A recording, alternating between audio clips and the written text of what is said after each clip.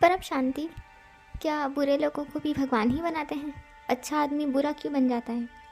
देखिए, चाहे व्यक्ति कितना भी बुरा हो, वो कितना भी बुरे कर्म करता हो, उसकी जो अंदर आत्मा है वो दिव्य है। मेरे मामा जी के बेटे हैं, मैं उनको बचपन से जानती हूँ। मेरे भाई वो दिल के बहुत अच्छे थे, बचपन से किसी के लिए बुरा नहीं सोचना, दिल के बहुत अच्छे थे वो।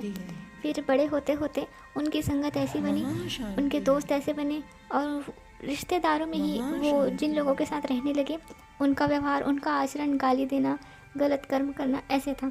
तो उनके संस्कारों का प्रभाव उन पर भी पड़ा, भाई पर भी। तो उन लोगों के साथ रहते रहते इन्होंने भी गलत कर्म करने शुरू कर दिए, झूठ बोलना शुरू कर दिया, गलत आचरण करना शुरू कर दिया। तो अब इससे उनकी आत्मा पर क्या प्रभाव पड़ेगा?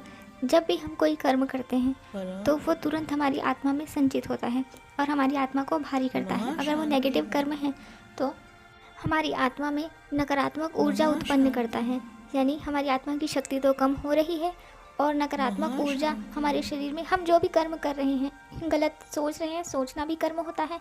यदि हम बुरा सोच रहे हैं, टेंशन ले रहे हैं या गलत कर्म कर रहे हैं, कुछ भी, तो हर कर्म मन से, शब्द से या व्यवहार कर्म से किए गए प्रत्येक कर्म से हमारे शरीर में एक ऊर्जा उत्पन्न होती है, नकारात्मक ऊर्जा। अगर नेगेटिव नकारात्मक कर्म है तो नकारात्मक ऊर्जा उत्पन्न होती है, जिससे हम बुरे, हमारा जो व्यवहार है, आचरण है, वो बुरा होते जाता है। और ऐसे ही अनेक जन्मों के जो संस्कार हैं, कर्म हैं, उस वजह से दिव्य आत्मा आसुरी आत्मा बन जाती है। आत्मा की शक्ति धीरे धीरे कम होने लगती है। और सिर्फ गलत कर्म नहीं, हम जिस प्रकार का भी कर्म कर रहे हैं, हर कर्म हमारे शरीर के अंदर एक फ्रीक्वेंसी, एक ऊर्जा उत्पन्न करता है। उसी के अनुसार हमारा स्वभाव, संस्कार बनते जाता है, जिसको आज साइंस भी प्रूव कर रहा है कि हम जो भी सोचते हैं, चाहे हम जो भी कर्म करेंगे, बुद्धि में तो उसका ख्याल आएगा ही। तो वो एक फ्रीक्वेंसी, हमारी हर सोच एक फ्रीक्वेंसी जनरेट करती है हमारी आत्मा में। जैसे क्रोध, गुस्सा आता है तो गुस्से की जो फ्रीक्वेंसी होती है वो बहुत हाई फ्रीक्वेंसी होती है। गुस्से की इतनी हाई फ्रीक्वेंसी होती है कि हमारी इंटेलेक्ट पावर ही पूरी ख़त्म कर देती है। तो हमारी जो सोचने समझने की शक्ति है वो एकदम शून्य हो जाती है। जिस क्षण हमें गुस्सा आता है, हमारी बुद्धि की शक्ति शून्य हो जाती है, हम अपने सेंस में नहीं होते, कंट्रोल में नहीं, और वो ऊर्जा कई दिनों तक शरीर में रहती है। जितना अधिक गुस्सा, तेज़ गुस्सा, उतनी हाई फ्रीक्वेंसी बॉडी में जनरेट हुई और उसका असर कई दिनों तक रहता है, जिससे हमारा मन काफ़ी अशांत होता है और आत्मा की पावर भी काफ़ी लॉस हो जाती है। ऐसे ही नकारात्मक सोचने से, निरंतर सोचते रहने से, गुस्सा करने से आत्मा की शक्ति धीरे धीरे धीरे धीरे ऐसे कम होते जाती है। और जैसे जैसे आत्मा की शक्ति कम होते जाती है, आत्मा में तमोगुण आते जाता है, यानी कि दिव्य आत्मा आसुरी आत्मा बनती जाती है।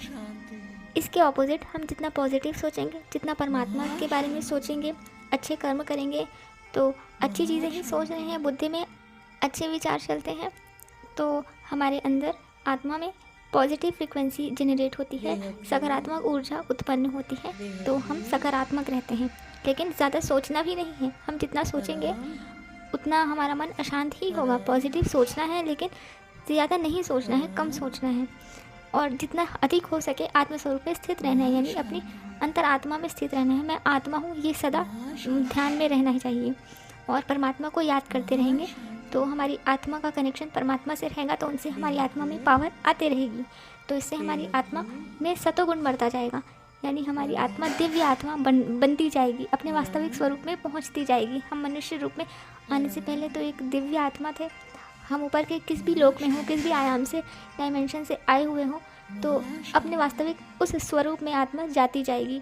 लेकिन ये केवल एक वीडियो देख के ही हम हमेशा पॉजिटिव रहेंगे, ऐसा नहीं हो सकता। हमारे जीवन में अनेक प्रकार की परिस्थितियाँ आती रहती हैं, तो उसके लिए हमें हमेशा तैयार रहना है, और वो हम तभी रह सकते हैं जब हम ज्ञान योग करते रहेंगे, ज्ञान सुनते रहेंगे।